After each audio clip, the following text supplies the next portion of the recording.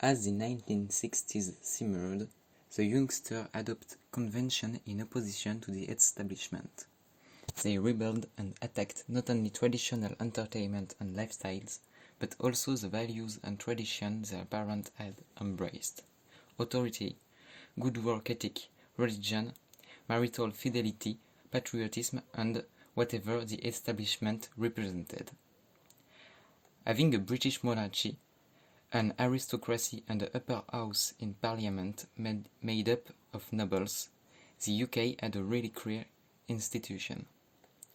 The United Kingdom also had numerous other groups that were regarded as forming this establishment. These include lawyers, academics, financiers, industrialists, the armed services, and the other professionals, and of course the official Church of England. The reasons for rebellion are multiples, but the two main ones are the baby boom after the end of World War II, which caused in the 60s a big rise in the number of youngsters, and the fast economic expansion, which was a period of unusual growth and employment that led to a feeling of economic security for those young girls and allowed them to have a different vision of the world than the establishment. Furthermore, the international war caused a lot of protestation, and thanks to the abolition of national service in 1960, these young people enjoyed more freedom than their parents' generation.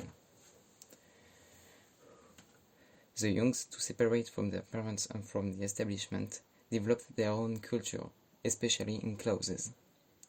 T-shirt and blue jeans became the uniform of the young because their parents wore collar shirts and slacks. In opposition from the austerity of war years and from the 60s, characterized by the haute couture, the 60s was a decade that broke many fashion traditions, mirroring social movement during the time.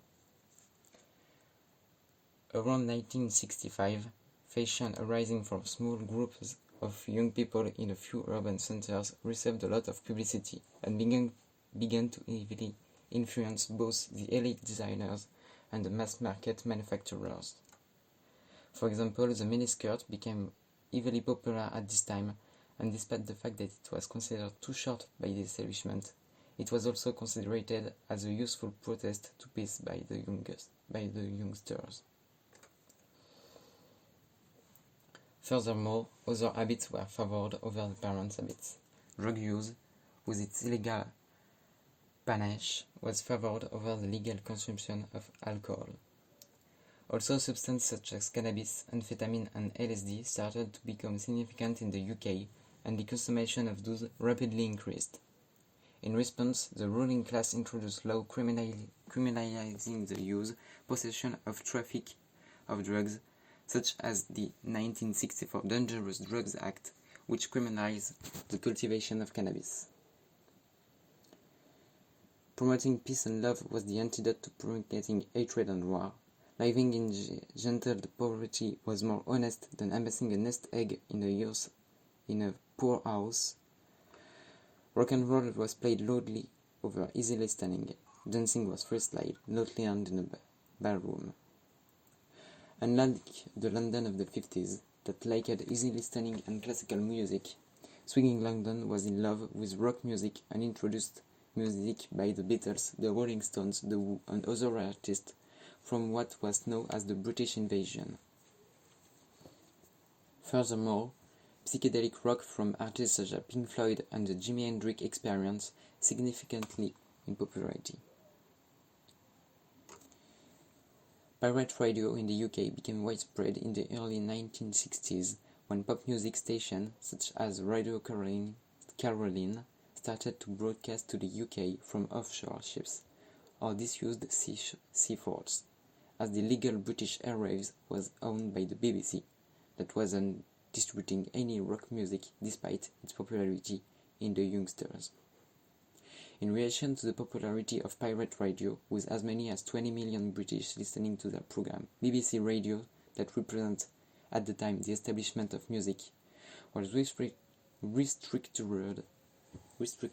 in 1967, establishing BBC Radio 1, Radio 2, Radio 3 and Radio 4, and rock music was first heard in the BBC for the first time. Over time, many anti-establishment messages crept into popular culture: songs, fashion, movie, lifestyle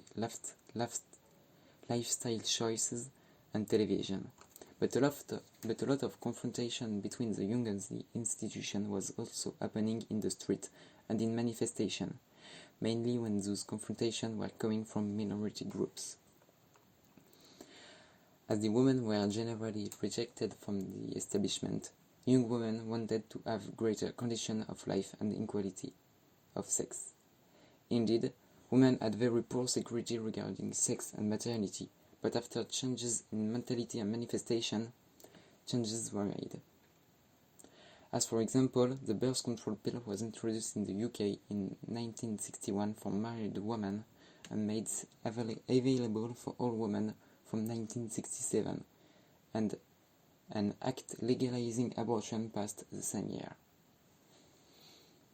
Furthermore, after a number of feminist manifestations and marches, as the Ford Manifest strike of 1968, one of the bigger ones in this period, the Equal Pay Act was established in 1960 to equalize, 1970 to equalize, as the name says it, the pay between men and women, as the industrial and politicians were paying them less. Even if the 60s weren't a sudden and complete changes in the attitude toward LGBT groups, too, it was at least an amelioration in representation of these groups, and the main idea, as for feminism, was to break free from the oppressive laws toward LGBT. Therefore, it was in 1967 that the Sexual Offences Bill was voted and authorized homosexual men to have sex for the first time since a long time. The establishment, here the parliament, were not actually in favor of homosexual relation, but rather thought that it was not to them to decide, and the pressure from the youngsters made them change that law. In conclusion, the confrontation between youngster and the establishment were happening in popular culture through terrains, as for the clothing, or the music or lifestyle choices, but also in more serious terrains, as for the representation of women or LGBT groups. These confrontations were mainly happening because of the rise in the number of young people and the international events.